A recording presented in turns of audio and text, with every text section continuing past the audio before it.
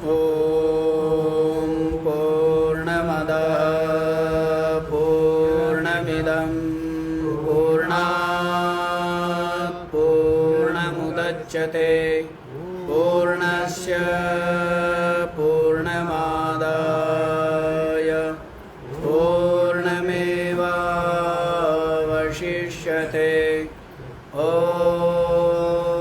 शान्ति शान्ति शान्ति। ॐ सहना भवतु सहनौ भुनक्तु सह वीर्यं करवावहै तेजस्विनावधीतमस्तु मा विद्विषावहै। ॐ शान्ति शान्ति ॐ भद्रं कर्णेभिः शृणुयाम देवा भद्रं पश्येमाक्षभिर्यजत्रा स्थिरैरङ्गैस्तुष्टवग्वंशस्तनूभिर्व्यशेम देवहितं यदायुः। स्वस्ति नः इन्द्रो वृद्धश्रवा स्वस्ति नः पूषा विश्ववेदाः स्वस्ति नस्तारक्षो अरिष्टनेमिः स्वस्ति नो बृहस्पतिर्दधातु। ॐ शान्ति शान्ति शान्ति।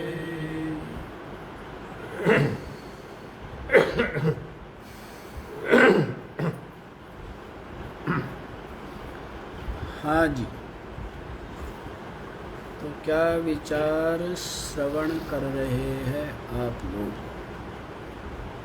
मुंडकोपनिषद में प्रथम तो इस ब्रह्म विद्या की स्तुति के लिए, इस ब्रह्म विद्या की जो संप्रदाय, इसके जो कर्ता हुए, तो उनका वर्णन किया गया।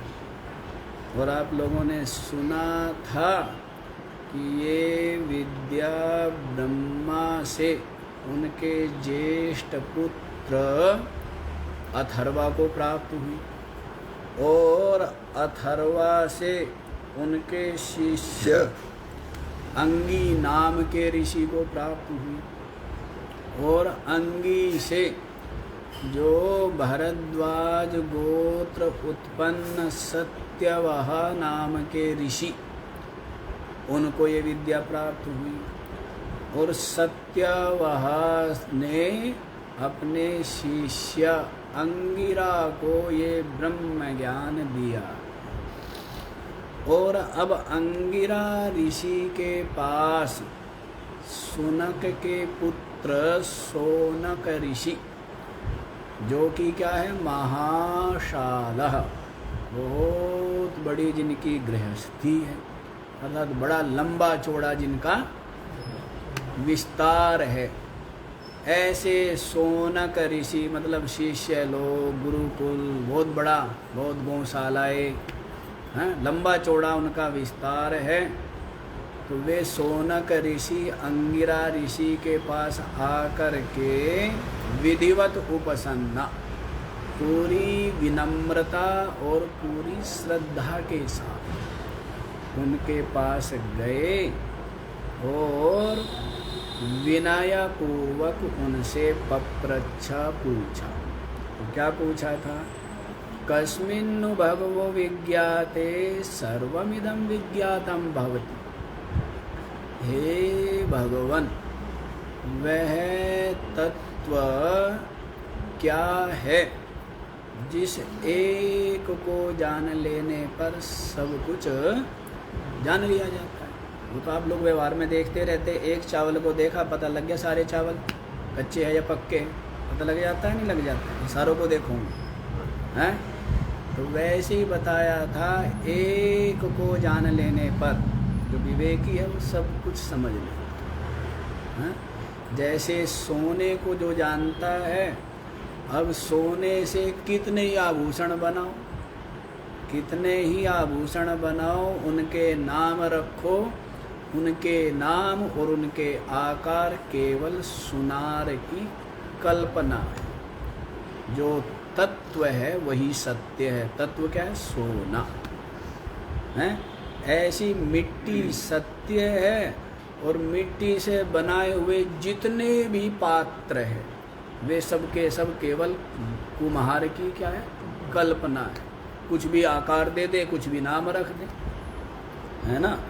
तो वैसे ही ये संपूर्ण जगत किस तत्व से बना है, जिसको जान लेने पर सब कुछ जान लिया जाता है, अर्थात परिपूर्णता आ जाती है। कुछ जानने की, कुछ सुनने की, कुछ देखने की किसी प्रकार की कोई इच्छा नहीं होती, वो पूर्ण काम हो जाता है, आप्त काम हो जाता है।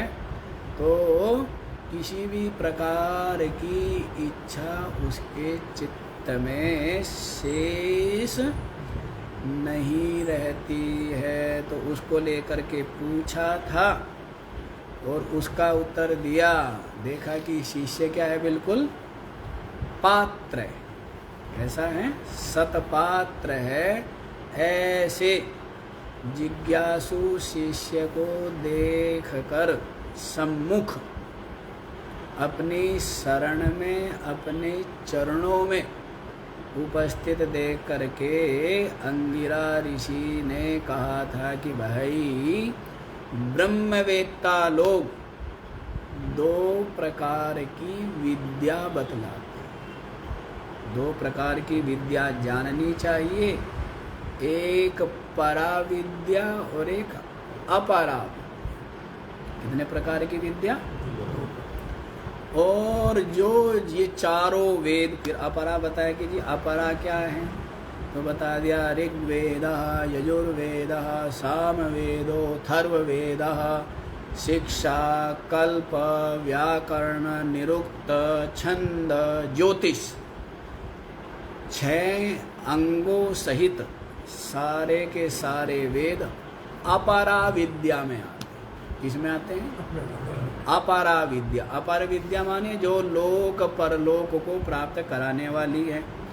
लोक में जिसको अभ्युदय चाहिए, है, धन चाहिए, बड़ा परिवार चाहिए, बहुत पशु चाहिए, बहुत शिष्य चाहिए, बहुत सम्मान चाहिए, बहुत जो भी चाहिए लोक में या परलोक में, है, तो उनको प्राप्त कराने वाली विद्या है अपरा विद्या। अर्थात उसमें आ जाएंगे आपके क्या? कर्मकांड और उपासना। क्या आ जाएंगे?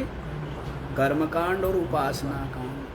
फिर पूछा जी परा विद्या क्या है, तो बता दिया यया तदक्षरम अधिगम्य, जिसके द्वारा वह जो अक्षर अविनाशी जो ब्रह्म तत्व है उसकी प्राप्ति होती है, वो विद्या कहलाती है परा।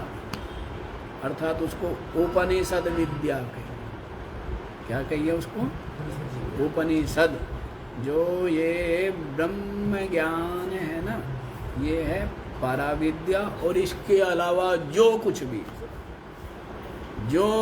भी है, साधन सहित कर्मकांडों, दुनिया भर के कर्मकांड बताए हुए, नहीं बताए हुए? ऐसे अग्निहोत्र करो तो ऐसे स्वर्ग मिलेगा, ऐसे पशु मिलेंगे, ऐसे धन मिलेगा, अनेकों प्रकार के वर्णन, जो जो चाहिए वो सब, है ना। अनेकों प्रकार की उपासनाएं, अनेकों देवों की, अनेकों आपके भगवानों की, अनेकों प्रकार की उपासनाएं बताई हुई है। लेकिन वो भी लोक परलोक को पाने के लिए, मोक्ष के लिए नहीं है। तो मोक्ष के लिए तो केवल क्या है? ये परा विद्या है, जिसको ब्रह्म ज्ञान है, जिसको आत्मज्ञान है। इसको ही केवल मोक्ष के साधन साक्षात साधन के रूप में स्वीकार किया। हाँ, बाकी यदि और भी कर्म आप निष्काम भाव से करते हैं तो वो आपके हृदय को निर्मल बनाने के लिए, हृदय में जो स्वार्थ, लोभ, मोह आदि है उसको दूर करने के लिए, ठीक है ना। तो इस तरह अपरा परा और अपरा विद्या आप लोगों ने सुनी है। अब आप लोग छठा मंत्र देख लीजिए, है ना। 5 मंत्र हो गए ना। यत्तददृश्यमग्राह्यमगोत्रमवर्णमचक्षुः श्रोत्रं तदपाणिपादम् नित्यं विभुं सर्वगतं सुसूक्ष्मं तदव्ययं यद्भूतयोनिं परिपश्यन्ति धीराः। यत्तद् अदृश्यम् अग्राह्यम् अगोत्रम् अवर्णम् अचक्षुः श्रोत्रम् तद अपाणिपादम् नित्यं विभुं सर्वगतं सुसूक्ष्मं तदव्ययं यद्भूतयोनिं परिपश्यन्ति धीराः। देखो जी क्या बताते हैं, यत्तद अदृश्य, वह जो आत्म तत्व है, ब्रह्म तत्व है ना, वो क्या बताया, अदृश्य माने अदृश्य। उसको ये जो आपके पास ज्ञानेंद्रिया है, अंतःकरण है, इनके द्वारा देखा, इनके द्वारा जाना नहीं जा सकता। समझ आ रही है।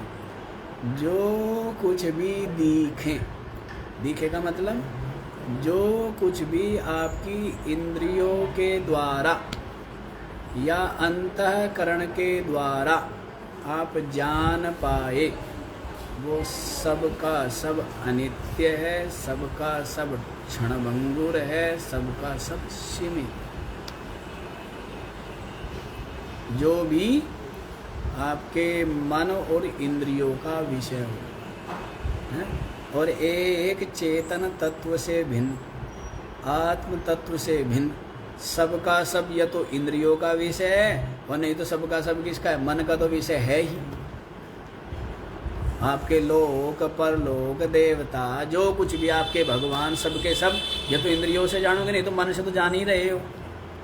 लेकिन ये जो आत्म तत्व है, यहाँ तक पहुँचते पहुँचते तो मन भी क्या हो जाता है, मन भी अपने में लीन हो जाता है। जैसे लहर है ना, लहर जल में है, और जब जल में लहर लय हो जाती है तब क्या हो जाती है वो, तब वो शांत समुद्र होती है। वैसे ही मन एक लहर है और कुछ नहीं, और मन आत्मा का ही अपना वो है।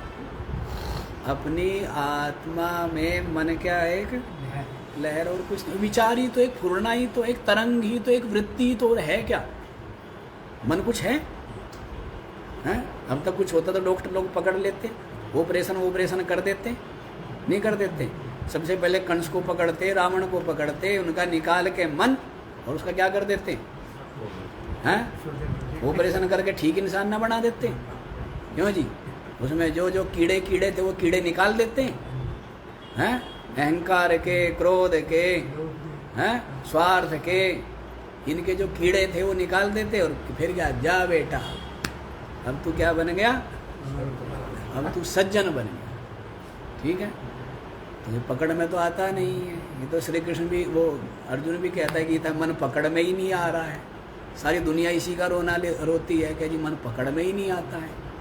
अरे मन भागा कहाँ जा रहा है, मन तो पकड़ा पकड़ाया ही है भाई, हैं? मन तो पकड़ा पकड़ाया है, समझो तो सही, है ना, युक्ति की बात होती है। अनाड़ीपन में ऐसी लगे रहो कुछ नहीं होगा, और युक्ति से करो, ताला है यूँ खुल जाता है, चाबी हो ना तो यूँ खुल, कितना ही बड़ा ताला हो यूँ खुल जाता है, और चाबी ना हो तो छोटे से ताला भी पसीना ले आता है, नहीं ले आता है। तो वही बात है, यदि समझ हो ना तो बहुत सरल है, और समझ नहीं है तो धक्के खाते रहो। समझ नहीं है तो क्या है, और समझ कहाँ आती है? बड़ों के पास बैठे वृद्धों के, ज्ञानियों के, विद्वानों के, उस विषय के जो ज्ञाता है उनके पास बैठे तो समझ आवे भी। कोई दुकान पे थोड़ा मिलेगी ये समझ, ये युक्ति। किसी का क्या बनना पड़ता है? किसी को उस्ताद, किसी का शागिर्द बनना पड़ता है। ऐसे ही थोड़ा मन के हिसाब से कभी कुछ कर ले और कभी कुछ कर ले और कभी कुछ कर ले। कुछ सीखना हो, मिस्त्री से भी तो क्या बनना पड़ता है उसका कुछ दिन, तभी सीख पाता है, नहीं सीख पाता है। तो वही बात है, समझे तो सरल। तो जैसे लहर शांत हुई, क्या हो गई? जल हो गई, समुद्र हो गई। वैसे आपकी वृत्ति, आपके विचार, आपके संकल्प, है ना, आपकी ये तरंग, आपकी ये फुरना लय हुई, क्या रह गया? अपनी आत्म तत्व, परम शांत, वो सच्चिदानंद तत्व, वो सबके हृदय में है, अंतर्यामी रूप से, है ना। लेकिन कब अनुभव में आता है? जब एक बार क्या हो जाए, जबकि है तो लहर भी जल ही। लहर क्या है? उस लहर में से पानी निकाल लो, क्या बचेगा? वैसे ही आपके मन, ये जो विचार है, इनमें से ये सतपना, चिदपना, आनंदपना निकाल ले, क्या बचेगा? कुछ बचेगा क्या? कुछ भी नहीं बचेगा।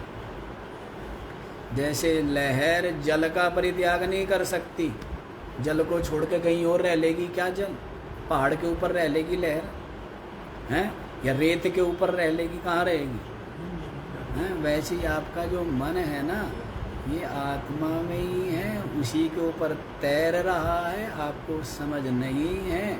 जहाँ एक बार समझ आई, ये शांत हुआ, तो जाने कि बस चेतन आत्मा साक्षी ही है ना। बात समझने की, बिना समझ के तो है, समझ गया सोई ब्रह्म है, नहीं तो जीव का जीव। ठीक है ना। तो इसलिए कह दिया है प्रथम यत्तद अदृश्य।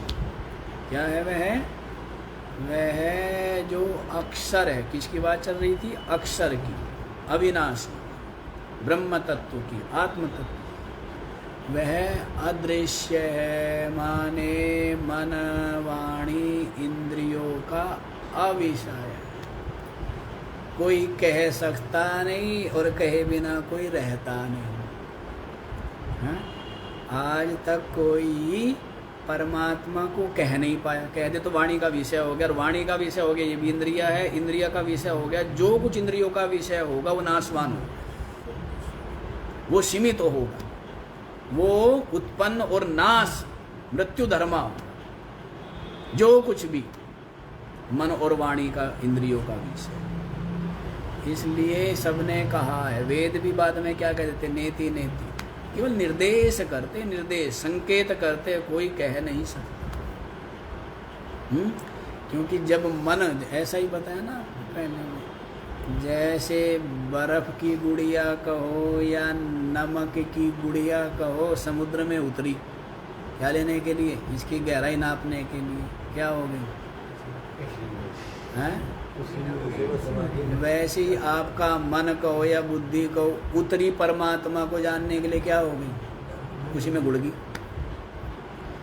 जैसे ही आपका मन बुद्धि परमात्मा को जानने के लिए उतरती है, क्या हो जाती है? उसी में लय हो जाती है, उसी में भूल जाती है। उसके पश्चात जो व्यवहार चलता है ना, ये बाधितानुवृत्ति से चलता है, वो वाली बात नहीं होती, भेद होता है, भेद। अच्छा देखो, एक अनपढ़ व्यक्ति है और एक बहुत पढ़ा लिखा व्यक्ति है, दिखने में दोनों क्या लगते हैं, लेकिन भेद कितना है, भेद कितना है? एक डॉक्टर है और एक सामान्य व्यक्ति है, कितना अंतर है? बहुत अंतर है। तो दिखने में तो दोनों एक जैसे ही दिख रहे ना, चलना, बोलना, खाना पीना, लेकिन बहुत अंतर है। वैसे ही ज्ञानी में अज्ञानी में दुनिया भर का अंतर होता है, इतना अंतर कोई सीमा ही नहीं। धरती से और आकाश के बीच में इतनी दूरी नहीं है, इतना दूर होते हैं ज्ञानी और अज्ञानी। समझ आई बात? धरती और आकाश के बीच में जो दूरी है ना, वो तो कम है, लेकिन ज्ञानी और अज्ञानी में बहुत अंतर है। जैसे कोई मरुभूमि में गया, रेगिस्तान में, वहाँ पर सूर्य किरणें पड़ती है तो जल दिखता है। एक जो व्यक्ति ज्ञानी है, ज्ञानी माने जो वहाँ रहता है, जिसने देखा हुआ है कि रोज दिखता है लेकिन है नहीं, और एक जो गया है उसको लगता है कि जल भरा हुआ है, स्नान करूँगा, पानी पीऊँगा। दोनों की बुद्धि में कितना अंतर? दिख उसको भी रहा है, जो जानता है पानी भरा हुआ उसको भी दिख रहा है, लेकिन वो जानता है कि केवल क्या है, दिख रहा है, वास्तव में नहीं। और दूसरा व्यक्ति क्या मानता है कि वहां भरा हुआ है, सत्य मानता है। तो ज्ञानी में अज्ञानी में ये, तो अज्ञानी जो है उसके द्वारा प्यास बुझाना चाहता है, वैसे ही अज्ञानी संसार में संसार को पा करके सुखी होना चाहता है, और ज्ञानी जानता है, ज्ञानी को सब पता है। ठीक है ना, कितना अंतर है? अज्ञानी सोचता है यूँ हो जाएगा तो यूँ हो जाऊंगा, यूँ हो जाएगा तो यूँ सुखी हो जाऊंगा, लगा रहता है, लगा रहता है। लेकिन ज्ञानी सब जानता है कुछ नहीं है, कुछ भी हो जाएगा, ना तो कुछ लाभ होना यहाँ, ना कुछ हानि होनी यहाँ। सारे के सारे अभ्युदय मिल गए तो भी एक पैसे का, एक धिल्ले का लाभ नहीं। सत्यानाश हो गया ना तो भी मेरा बाल बांका नहीं होता। ज्ञानी को सब प्रकार का समाधान है, इसलिए वो विचलित नहीं होता है, ना हर्षित होता है और ना व्यथित होता है, शांत बना तमाशा देखता रहता है और आनंद में प्रतिष्ठित है। भेद है ना, भेद है ना। अज्ञानी क्या चाहता है, क्या सोचता है, इसके द्वारा मेरी प्यास बुझेगी, मुझे शांति मिलेगी, मुझे सुख मिलेगा, मुझे आनंद मिलेगा। मिलना कुछ नहीं और मिला किसी को नहीं है। और ज्ञानी सब कुछ जान के तत्व से यथा योग्य वर्तता है, व्यवहार करता है, लेकिन अंदर उसको बोध है, अंदर उसको ज्ञान बना हुआ है, समझ बनी हुई है, समाधान हो रखा है, इसलिए वो सहज है। इसलिए क्या रहता है, यानी बहुत सहज रहता है। और जो अज्ञानी है बेचारे, वो प्राणपण से लगे रहते हैं।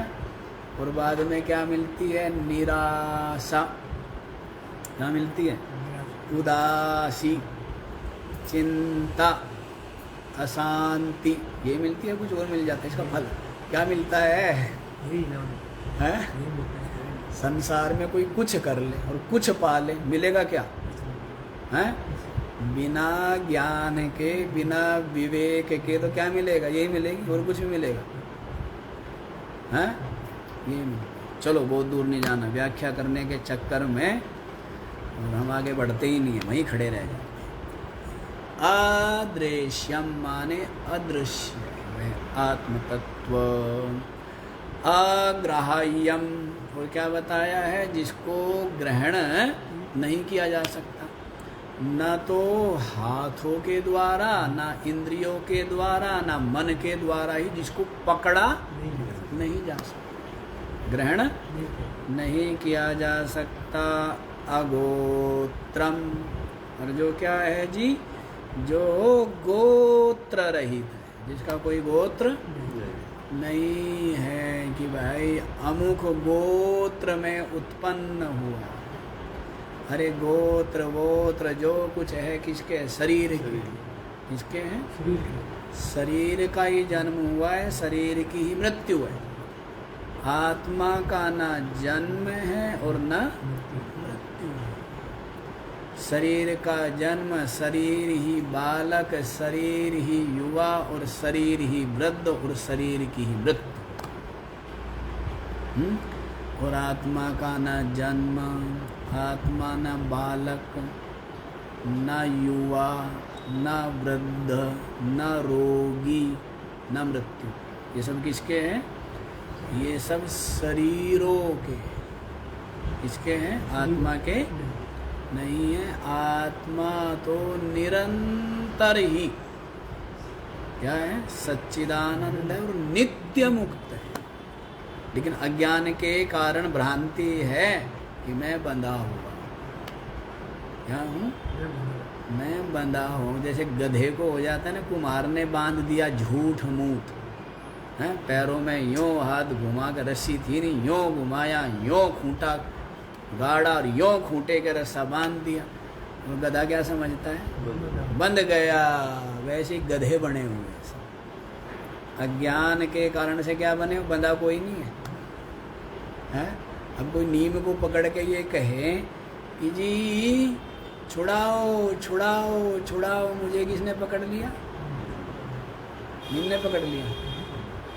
अच्छा एक चीज़ बताओ, आपने तो सब पकड़ा हुआ है, ये विषय आपने पकड़े हुए नहीं हैं? और आप क्या कहते हो कि महाराज विषयों से कैसे छुटकारा मिले? कमाल की बात है। विषयों ने पकड़ रखा है तू, या तूने विषय पकड़े हुए? बता। विषय तो बेचारे कुछ है ही नहीं, वे तो जड़ है, वे तो मिट्टी है, वे तो कुछ है ही नहीं। किसने पकड़े हुए विषय हैं? अब नशेड़ी ने नशा पकड़ा हुआ है, नशे ने नशेड़ी को पकड़ा हुआ है, ये बताओ हैं? वो तो क्या समझता है कि मुझे किसने पकड़ लिया? लेकिन नशे ने पकड़ा है क्या उसको?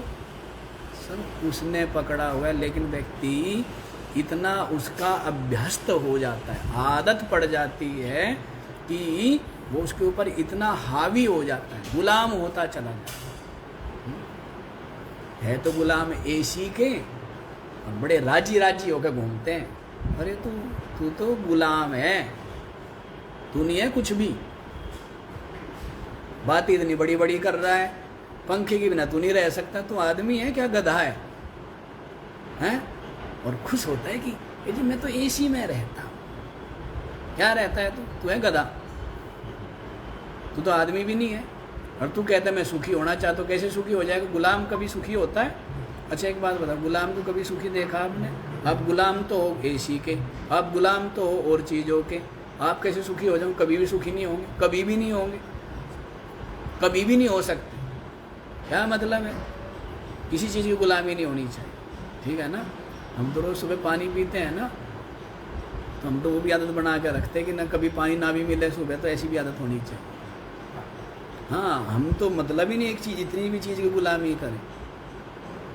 गुलामी से तो हमें सख्त नफरत है, इसलिए बहुत बार पानी पीते ही नहीं, बहुत बार शौचालय जाने के बाद पिएंगे, बहुत बार जल्दी पी लेंगे, बहुत बार पिएंगे ही नहीं। आदत नहीं होनी चाहिए किसी भी चीज़ की। क्यों आदत डाल लें? जैसा हो वैसा बरत ले। रोटी मिले बहुत बढ़िया, सब्जी से मिले तो बढ़िया, चटनी से मिले तो बढ़िया, नमक से मिले तो बढ़िया, ना मिले तो बढ़िया। समझ होनी चाहिए, उसी को अपना प्रारब्ध मान के उसको स्वीकार करें। रोने से क्या होगा? दुखी होने से क्या होगा? प्रारब्ध से ही तो है। भरी भराई थाली रखी रखवाई पकवानों की छोड़ के जाना पड़ जाता है। प्रारब्ध में नहीं थी ना खाना। महीने पहले योजना बनाई थी कि भाई उस दिन ये बनवाएंगे और छक्के खाएंगे, और वो दिन भी आ गया। और एक एक दिन बेचारे ने गिना था और वो दिन भी आ गया, और वो पकवान भी परोस दिया गया, और योग ऐसा बन गया कि भरा भरा पकवान। पता लगता है क्या ये सब प्रारब्ध से चलता है। तो इसलिए बिल्कुल परेशान होने की ज़रूरत, बस अपना कर्म करते रहो, पुरुषार्थ करो, और जो मिल जाए जो घट जाए उसी में प्रसन्न रहो, ठीक है ना? जो भी मिल जाए, ठीक है? गाली मिल जाए तो उसको प्रारब्ध मान लो, प्रशंसा मिले तो उसको प्रारब्ध मान लो। अपना कर्म करो, बस जो अपना कर्तव्य कर्म है यथा योग्य वो करो, और बाकी जो हो जाए, हैं, उसी को ही प्रसाद मान लो। थोड़ा मिले तो वो बढ़िया, ज़्यादा मिले प्रसाद जो भी मिल जाए, ठीक है ना। हाँ, ये प्रसाद ही तो मिल रहा है सब। ये आपके जन्म जन्मांतरों के कर्मों का जो फल है, वही तो ये जीव का प्रारब्ध है, वही तो भोगता है। ये प्रसाद है। अब रो चाहे हंस, जो भोग है वो तो श्री कृष्ण भी कहने लगे भाई अवश्य में भुगतव्य, कर्म का फल तो भोगना ही पड़ेगा। अर्जुन कहने लगा ना मेरे दुख दूर कर दो, हैं, क्या कर दो? भगवान के पास किस ले जाता है, क्या कर दे? तो श्री कृष्ण ने सीधा ही कह दिया आगमा पायनो नित्यास्तां तितिक्षस्व। लोग पता नहीं अध्यात्म का मतलब लोग पता नहीं क्या समझते, ऐसा तिलक लगाना मानते होंगे, पता नहीं क्या समझते, कुछ चमत्कार है, जबकि इन बातों का अध्यात्म से कोई संबंध नहीं। इन चमत्कारों का या आकाश में उड़ने का या अदृश्य हो जाने का या दूसरों के मन की जान लेने का या इन किसी बातों का अध्यात्म से दूर दूर तक भी रिश्तेदारी भी नहीं है, रिश्तेदारी भी नहीं है। अध्यात्म का मतलब है क्या कि जीवन में सद्गुण आवे, जीवन में विकार दूर होवे, अज्ञान दूर होवे, संशय दूर होवे, भ्रांतियां मिटे और तत्व, वास्तविक तत्व, यथार्थ सत्य, उसका अपरोक्ष अनुभव हो, उसकी अनुभूति हो। इसका नाम अध्यात्म है।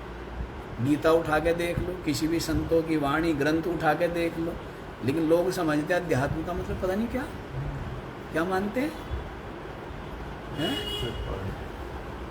पता नहीं क्या समझते हैं। एक पैर पे खड़ा होना, इससे क्या मतलब अध्यात्म का है?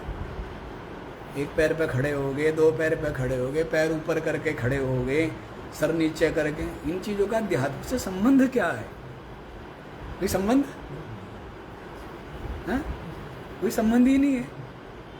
लेकिन पता नहीं क्या क्या चलते हैं अध्यात्म के नाम पर। खड़े खड़े में पैर सुझा दिए, इससे कौन सा भगवान करता है? कौन सा? वो तो गीता में भी स्पष्ट कह रहे हैं, कर्षयंता शरीरस्थम भूत ग्रामम चेतसा। श्री कृष्ण कहते हैं मुझ अंतर्यामी परमात्मा को भी ऐसे मूर्ख लोग क्लेश देते हैं, कष्ट देते हैं। मैं थोड़ा कह रहा हूँ, श्री कृष्ण कह रहे हैं और सारे संतों की वाणी में भी आए हैं। तो इन बातों, अध्यात्म का मतलब है गुरु ऐसी ज्ञान देते हैं, ऐसी दृष्टि देते हैं, है ना, कि सब कुछ क्या हो जाता है, स्पष्ट हो जाता है, साफ दिखने लग जाता है कि ये संसार सब नाशवान, ठीक है। किसी का सब अपना कर्तव्य करो, ना मोह रखो, ना राग, ना द्वेष, ना अहमता, ना ममता। और जो चेतन तत्व है वो अविनाशी तत्व। लोग समझते हैं अध्यात्म का मतलब, तो कहने लगे मेरे दुख दूर कर दो। श्री कृष्ण कहने लगे भाई ये सुख दुख तो कर्म के भोग है, तो भोगने ही पड़ते हैं, है ना। सुख दुख कर्म के भोग है, इनको सहन करो। राम जी पूरे जीवन दुखी भोगता रहा, नहीं भोगता रहा, हैं? ये सब प्रारब्ध के भोग, ठीक है ना। वो अलग चीज़ है। इसका दुख का भोग, ये तो कर्म का भोग। ये क्या है?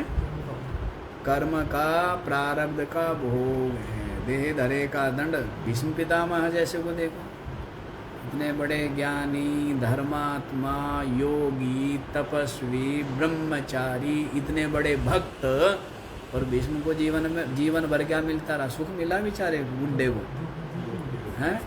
और बुढ़ा सुखी कि महाराज बुढ़े को दुनिया भर की चिंता, बेटों की, पोतों की, पड़पोतों की, और सब मन के हिसाब से कोई चलता नहीं है। कुछ न कुछ उत्पाद मचाते या नहीं मचाते, हैं? वो श्री कृष्ण के थे, सारे के सारे उत्पाद मचाने लग गए, सारे के सारे, हैं, वृष्णि वंश, और सब के सब आपस में शराब पी के लड़के मर गए, सारे के सारे नहीं मर गए।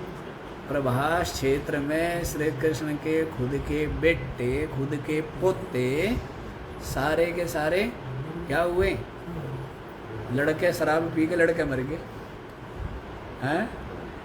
तो ये श्री कृष्ण तो जानते हैं सब प्रारब्ध है, सब यही तमाशा है, ठीक है ना।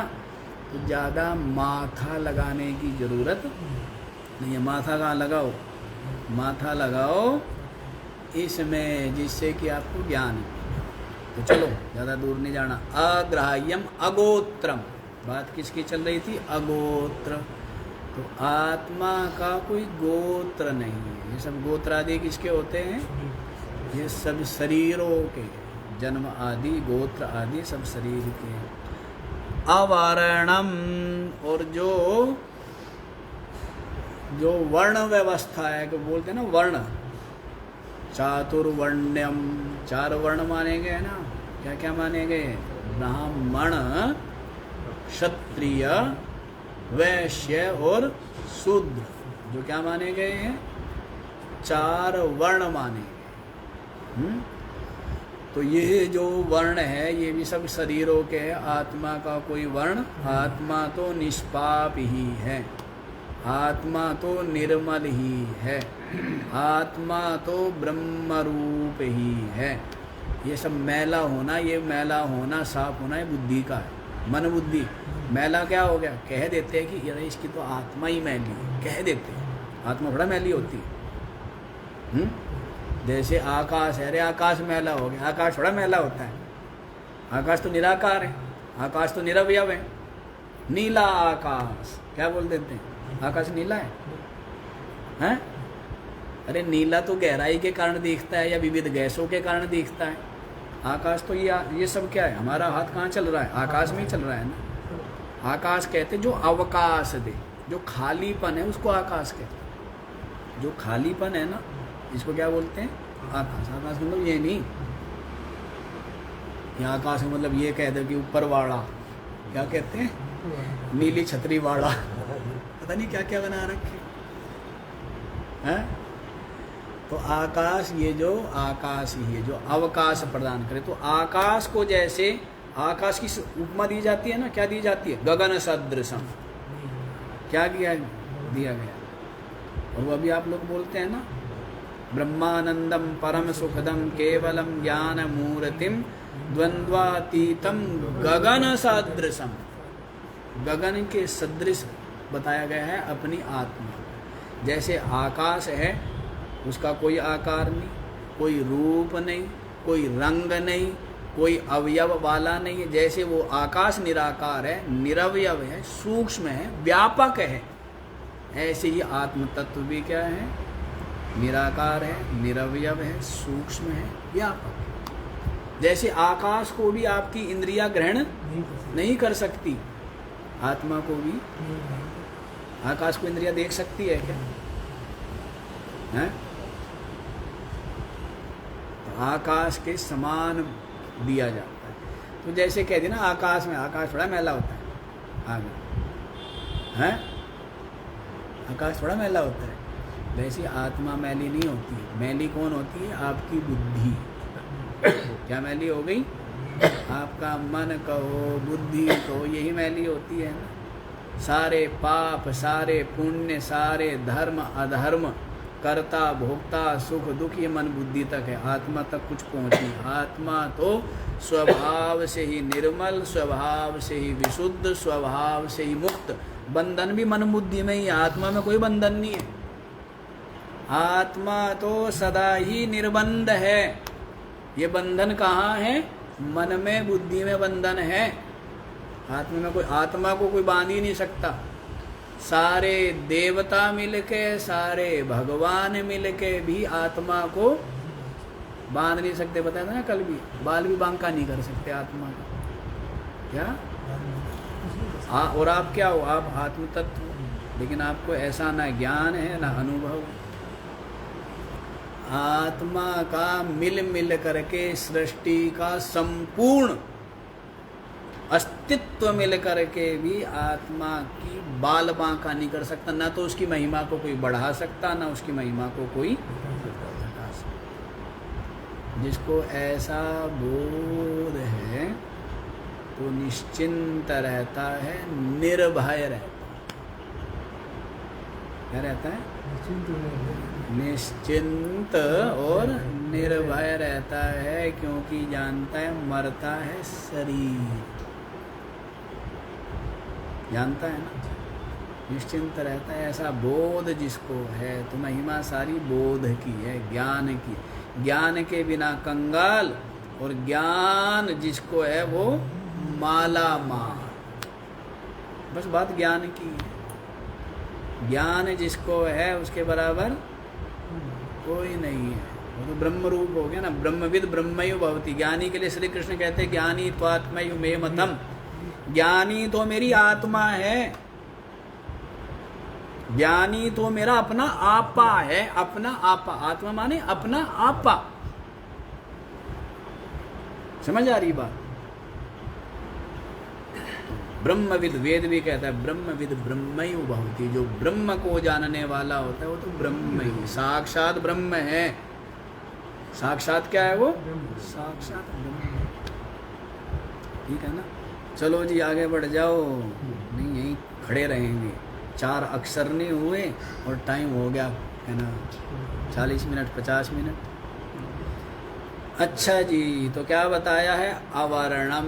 जो ये वर्ण आश्रम आदि है, ये सब किसके है? ये सब शरीरों के है, उपाधियों के। कुछ तो इस शरीर के है, कुछ इंद्रियों के है, कुछ प्राणों के है, कुछ मन के है, कुछ बुद्धि के है, और आत्मा है सबसे अछूता, सबसे निर्लेप, सबसे असंग, सबसे सर्वथा मुक्त। ठीक है, ये बात है जी। तो ये वर्ण आदि समझ आ गया। ये वर्ण, ये गोत्र आदि किसके हैं? उपाधि के। शरीर उपाधि, मन उपाधि, इंद्रिया उपाधि, इन सब। अचक्षुः श्रोत्रम, और क्या बोला है जी? वह जो है ना चक्षु और श्रोत्रादि से रहित है, आंखें नहीं है उसके। आया ना रामचरितमानस में भी गाया है ना, क्या बोला है कि कर बिन कर्म करत विधि नाना, आनन रहित सकल रस भोगी, बिन वाणी वक्ता बड़जो। शुरू कैसे है ये? बिनु पग चले सुनई बिनु काना, कर बिन कर्म करत विधि नाना। रामचरितमानस में। आनन रहित सकल रस भोगी, बिन वाणी वक्ता बड़जो। आत्म तत्व के लिए कह रहे हैं। क्या कह रहे हैं? बिनु पग चलई, पैर नहीं है पर फिर भी चलता है। पैर नहीं है, आत्मा के पैर है क्या? ये शरीर के पैर हैं? बिनु पग चलई माने चलता वलता नहीं है, सब जगह व्यापक। सब जगह क्या है? बिनु पग चलई सुनई बिनु काना, और बिना कान के ही सब कुछ सुन लेता है। बिना कान के ही क्या है? सब कुछ सुन ले। फिर बिनु पग चलई सुनई बिनु काना, कर बिन कर्म करत विधि नाना। हाथ नहीं है और सारे काम उसी से हो रहे। सारे काम आपके हाथ किससे हिल रहा? आपकी आंखें किससे देख रही? यदि चेतन तत्व का प्रकाश ना हो तो ये मन कुछ है, ये बुद्धि कुछ है, ये प्राण कुछ है, ये इंद्रिया कुछ, सब के सब जड़ है, सब के सब है। बताया ना कल भी, महंगे से महंगे लाइट खरीद के ले आओ, एसी लगा लो, कूलर फ्रिज सब कुछ लगा लो, लेकिन बिना बिजली के सब क्या है? हैं? बिजली का कनेक्शन ना हो तो सब व्यर्थ है ना। वैसी आंखें हो, कान हो, सब कुछ हो, लेकिन इनमें बिजली किसकी है? शक्ति किसकी है? सत्ता किसकी है? ऊर्जा किसकी है? चेतना किसकी है? चेतन की है। ये आपकी जो बुद्धि है ना, जो घनी श्याणी बनती है, जड़ है, सब है, ईंट है, ईंट मिट्टी है, कुछ नहीं है। बुद्धि भी कुछ नहीं है। इस बुद्धि में भी जो चेतना है वो किसकी है? चेतन तत्व। जैसे चंद्रमा में कोई प्रकाश नहीं है, लेकिन पूर्णिमा का चंद्रमा कैसे धवल रोशनी, कैसी किरणें बिखेरता है। उधार का प्रकाश है चंद्रमा के पास, खुद का है? सूर्य का प्रकाश पड़ा चंद्रमा पर और चंद्रमा का प्रकाश पड़ रहा है वो उससे रिफ्लेक्ट होकर के यहाँ पड़ रहा है। तो हम चंद्रमा का प्रकाश चंद्रमा के पास कहाँ से आया है? खुद का है कुछ। वैसी आपकी बुद्धि यूँ लगता है कि बुद्धि चेतन है, बुद्धि कुछ नहीं है, ठीक है ना। बुद्धि में भी प्रकाश किसका है? चेतना किसकी है? चेतन की। उस चेतन को तो खोजना है, उस चेतन को जिसने जान लिया, जिसने अनुभूति कर ली, वो मुक्त, वो अविनाशी है। तो चेतन का प्रकाश बुद्धि में, फिर बुद्धि से कहाँ पड़ा वो? इंद्रियों पर। इंद्रियों से कहाँ पड़ा वो? ये शरीर पर और विषयों पर, है ना। नहीं तो शरीर भी, विषय भी सारे जड़, शरीर भी आपका जड़, इंद्रिया भी जड़ और ये मन बुद्धि भी जड़। वो जो चेतन है वो स्वयं ज्योति। चेतन क्या है? स्वयं, स्वयं प्रकाश, इसलिए साक्षी बोला है। क्या बोला है? स्वयं ज्योति, स्वयं प्रकाश, साक्षी। चेतन, चेतन बोलते उसको है। चेतन किसको बोलते हैं? जो स्वयं को भी जानता है और अन्यों को भी जानता है, वो क्या है? चेतन। इसीलिए बोल दिया था कर बिन कर्म करत विधि। आपके हाथ पैर हिल रहे हैं ना, उसी की चेतना से हिल रहे हैं। आनन रहित सकल रस भोगी, कोई मुंह नहीं है उसके, पर सब कुछ तो सारे रसों का स्वाद अनुभूति इससे हो रही है, उसके द्वारा ही हो रही है ना। आपका जो मन कहता है कि ये खट्टा है, ये मीठा है, इसमें सुख है, ये दुख है, कहाँ से आई इसको इतनी अकल है? किसकी चेतना है इसमें? जिसके कारण से जड़ भी चेतनावान बना हुआ है, सजीव, निर्जीव होते हुए सजीव बना हुआ है। वो असली जीवन को तो खोजो, असली जीवन को खोजो। असली जो जीवन है वो चेतन है, वो आत्मा। और ये जो जितने भी जीवन देख रहे हैं सब उसी से। असली जीवन को खोजो कि असली जीवन क्या है। असली जीवन चेतन आत्मा है ना। इसलिए कह दिया बिनु वाणी, वाणी नहीं है और उसके बराबर कोई वक्ता भी नहीं है। क्योंकि वाणी जो हिल रही है किससे हिल रही है? अभी जो पंखा हिल रहा है किससे हिल रहा है ना। और ये जो बल्ब किससे, और ये जो फ्रिज और ये कूलर और ये एसी और ये गीजर और ये हीटर, सब वैसे ये सब के सब किससे हो रहे हैं? ये आँख, नाक, कान हैं, श्वास हैं, ये सब हाथ, पैर, मन, बुद्धि, ये सब के सब निर्जीव है। ये नहीं है कुछ भी, सब है। 5 तत्वों का विकार है और कुछ नहीं है। सब क्या है? 5 तत्वों का विकार है। जैसे होते हैं ना, पत्थर कई तरह का आता है, ग्रेनाइट है तो वो भी मिट्टी, एक आता है संगमरमर है तो वो भी मिट्टी। सब कुछ क्या है?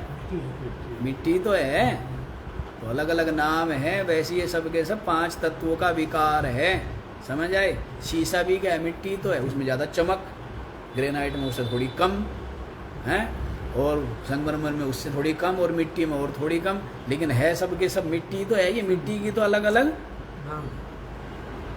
है ना। तो वैसे ही ये आपका जो मन बुद्धि है ये भी 5 तत्वों का विकार, ये ज्ञानेंद्रिया ये भी 5 तत्वों का कार्य है, ये प्राण ये भी 5 तत्वों का कार्य है, ये कर्मेंद्रिया ये भी 5 तत्वों का कार्य है, और ये जो स्थूल शरीर ये भी 5 तत्वों का कार्य है, और ये सारे जो लोक परलोक और जो कुछ भी है सब 5 तत्वों का ही कार्य। समझ आई बात? तो ये है बात, ठीक है ना। तो जो विवेकी इन सब बातों को समझ लेता तो शांत हो जाता है। जब तक समझता नहीं तब तक क्या रहता है? अशांति रहती नहीं रहती, बेचैनी रहती है नहीं रहती, भय रहता है नहीं रहता है। जब समझ लिया तो फिर क्या हो जाता है? निर्भय हो जाता है।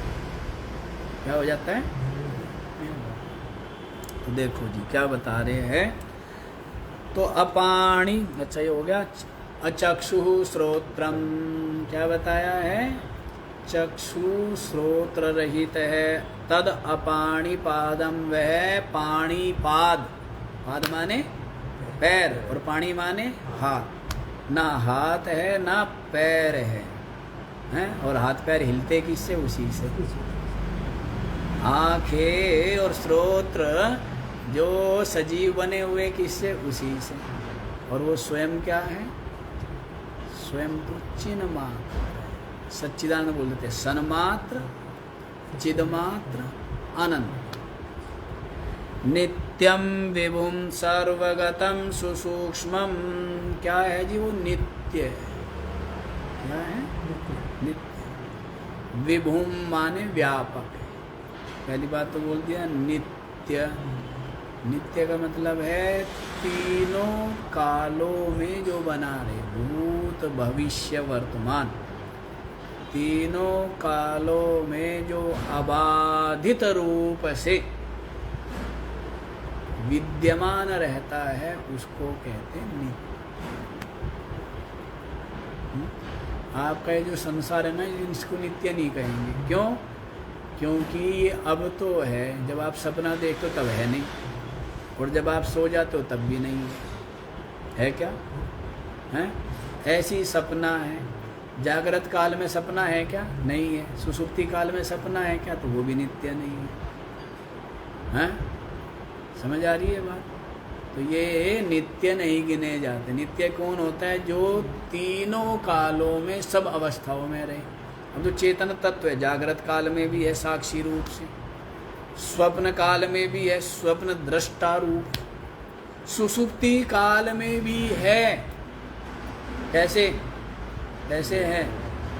जो कहता है कुछ नहीं जाना सुख पूर्वक सोया, इसका जो साक्षी है वो कौन है? भाई आपका मन तो वहाँ था नहीं, जब आपका मन तो सो गया था, लेकिन ये मन को ये किसने कहा? ये बात जो मन उठ के कह रहा है, वाणी से बोल रहा है कि बहुत आनंद से सोया, कुछ नहीं पता लगा। मन को पता इस बात का, वो तो सो रहा था, तो उसको क्या पता? मन तो सो गया था, फिर उसको ये बात किसने बताई? हैं? तो इससे समझ में आता है कि जो चेतन तत्व है वो सुषुप्ति काल में है, और इन तीनों से परे भी।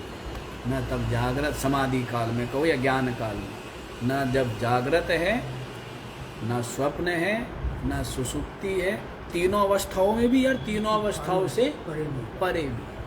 परे माने बोध काल में, समाधि काल में, ज्ञान काल में, तब भी क्या है? चेतन मात्र। तो इसलिए जो चेतन तत्व है वो नित्य है। उसके अलावा जो कुछ भी आपकी मन बुद्धि की दौड़ जहाँ तक भी हो, लोक परलोक जितने ब्रह्मांड ब्रह्मांड जहाँ तक भी दौड़ हो, सब के सब अनित्य है। जहाँ तक भी दौड़ हो आप, सब के सब अनित्य ही है। इसलिए एक श्रुति कह रही है नित्यम विभुम, और क्या है? व्यापक। क्या है? व्यापक कैसे कहिए? हमें तो ऐसा लगता है कि हम तो बस शरीर के अंदर ही अंदर है, बाकी कहीं है ही नहीं। व्यापक कैसे?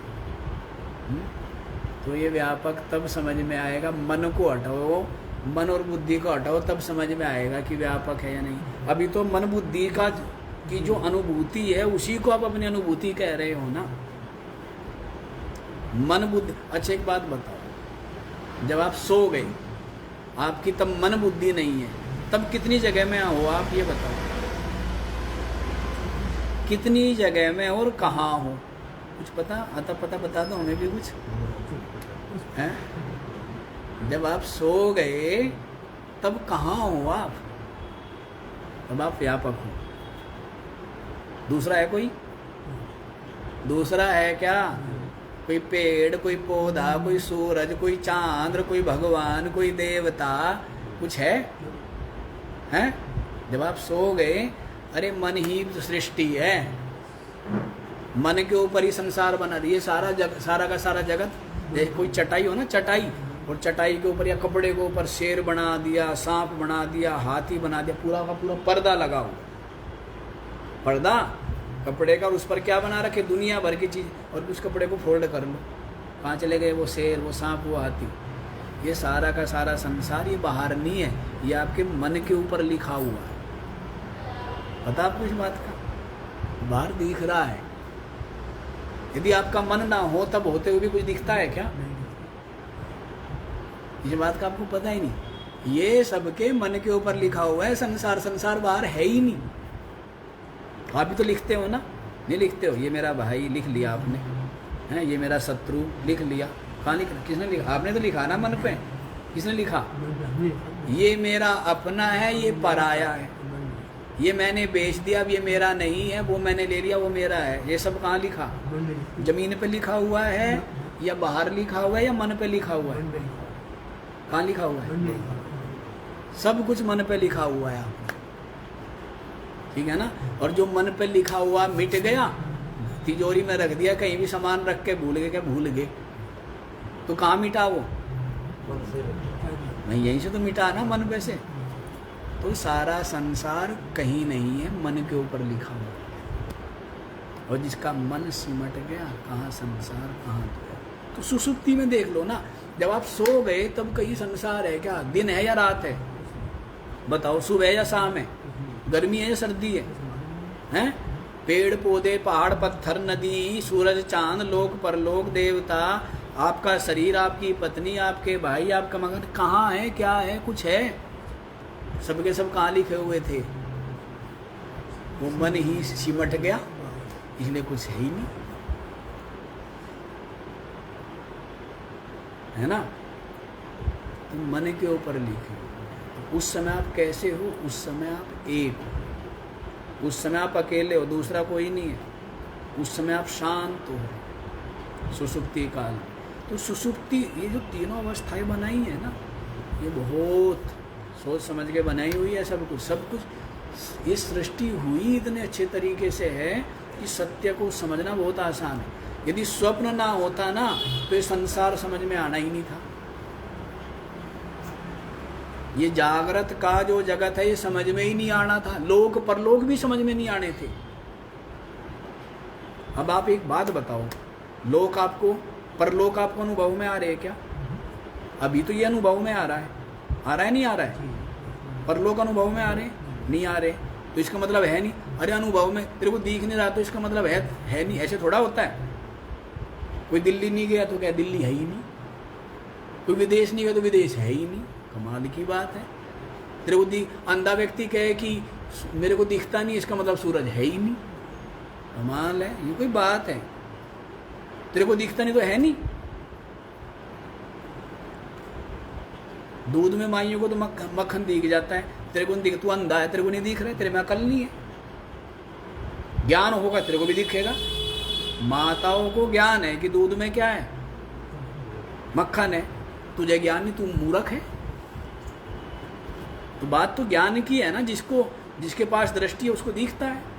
तो आप ये सोचते हो कि भाई ये दिख रहा है और परलोक दिख नहीं रहा है, इसका मतलब है नहीं। क्यों नहीं है? सब कुछ है, सब कुछ है, ठीक है ना?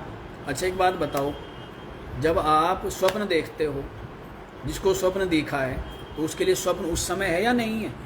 उसके पीछे शेर पड़ा हुआ है, सांप पड़ा हुआ, उसको है नहीं है? उसको दर्द हो गया, चोट लगी, वो है। वो स्वप्न भी स्वप्न के समय सत्य है। जागृत भी केवल जागृत के समय सत्य है। स्वप्न के समय ये भी झूठा है। यहाँ का खाया पिया वहाँ कहाँ काम आया? यहाँ का डंडा कहाँ वहाँ कहाँ काम आया? आया काम? जितना सपना झूठा है इतना ही झूठा ये भी। यदि स्वप्न ना होता ना तो लोक परलोक सिद्ध ना होते, और ये संसार का मिथ्यात्व भी सिद्ध ना होता। और यदि सुसुप्ति ना होती ना तो समाधि सिद्ध ना होती। सुसुप्ति अवस्था यदि ना होती तो समाधि में किस प्रकार से वो अनुभूति कर लेता है अपने आत्म तत्व की, और कैसे आत्मरूप होकर विराजमान होता है। यदि सुसुप्ति अवस्था ना होती तो उसका दृष्टांत कौन बनता? इसलिए सब अर्थपूर्ण।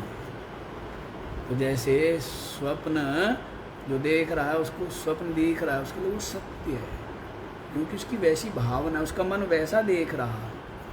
वैसे ही जो साधक लोग जैसी साधना करते हैं या जैसे कर्म होते उसको वही दिखने लग जाता है।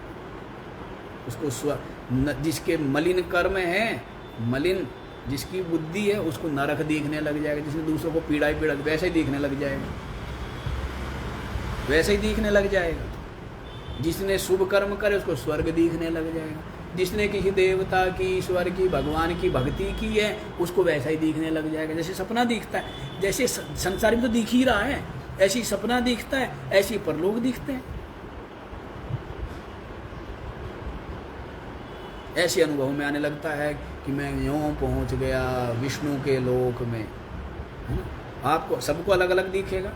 जो विष्णु वाले हैं उनको विष्णु दिखेगा, जो शिव वाले उनको शिव दिखेगा, ठीक है ना। सबको अपना अपना दिखता है। बाजार में दुनिया भर की चीज़ है, जो आपको चाहिए वही दिखती है। जिस चीज़ से आपको मतलब, चीज़ें बहुत हैं लेकिन आपका ध्यान किधर है? हैं? आपको पूरी दृढ़ता से, पूरी शीघ्रता से जो चाहिए वो दिखेगी। बाकी चीज़ें, मिठाई चाहिए, कपड़े की दुनिया भर की दुकान है, जूते की दुनिया भर की दुकान है, और आपको कोई मतलब, आपको दिखी हैं? अरे कौन सी क्वालिटी का जूता था, मुझे क्या पता भाई, मैं तो मिठाई लेने गया था। तो उसको वही दिखने लगता है। जिसकी जहाँ पर दृष्टि होती है तो वैसे ही लोग पर लोग दिखते हैं। जिसको मुसलमानों को उनको अपने ढंग का दिखेगा, तुम्हारे वाला नहीं दिखेगा उन्हें। मुसलमानों को उनको अपने ढंग का दिखेगा। और है कहाँ? सब मन में, बाहर कुछ नहीं है। सब कहाँ है? सब मन में। ये संसार भी आपके मन में, सपना भी आपके मन में, ये सुसुप्ति भी आपके मन में, और ये लोक परलोक भी कहाँ? आपके मन में। वैसे ही दिखने लग जाएगा।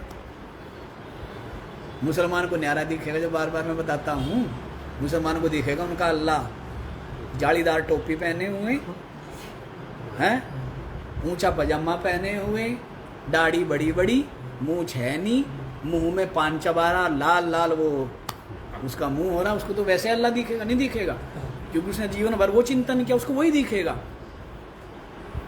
ईसाई को अपने हिसाब का दिखेगा कि ऐसे कोट पैंट पहन के बैठा हुआ है, हैट लगा के, टाई लगा के, सूट बूट से पहन, उनको वैसा जिसकी जैसी भावना वैसा दिखना है। इसलिए तो कह के तुलसीदास जी ने पिंड छुटा लिया, जाकी रही भावना प्रभु मूरत तिन देखी तैसी। जिसकी जैसी भावना उसको वैसा दिखेगा। और ये जो ज्ञान है ये है भावनाओं से परे की काम। जितना कुछ है लोक परलोक सब भावना में, लेकिन ये जो आत्मा है ना, ये क्या है? ये भावनाओं से परे। ये जो मार्ग, ज्ञान मार्ग है, ये है सत्य।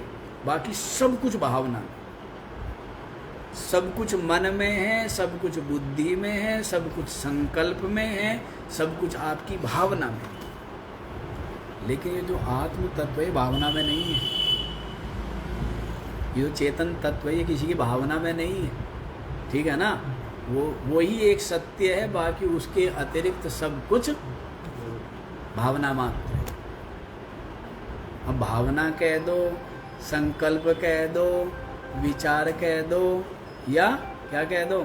कल्पना मात्र कह दो। चेतन से भिन्न सब कुछ कल्पना मात्र। समझ आई बात? चलो समय तो भाग जाता है, बाकी का विचार कल करेंगे। व्याख्या करने के चक्कर में गड़बड़ हो जाती है, और व्याख्या तो हमारी कभी समाप्त ना हो। वो काकभूषण जी की तरह है। हमारा काकभूषण जी पता नहीं कब से सत्संग कर रहे, कब से पता नहीं कितने तो कल्प बीत गए हैं, और क्या चल रहा? वो सब मर जाते हैं, ब्रह्मा जी, विष्णु जी, शिव जी, काकभूषण जी बैठे रहते हैं। सब बार बार मर मर के पैदा हो जाते, बारंबार सृष्टि बनती है, और काकभूषण जी यूं ही बैठे हुए अपना सत्संग चलता रहता है उनका, ठीक है ना। तो इसका तो कोई अंत नहीं। जितना ही बात। ओम पूर्णमदा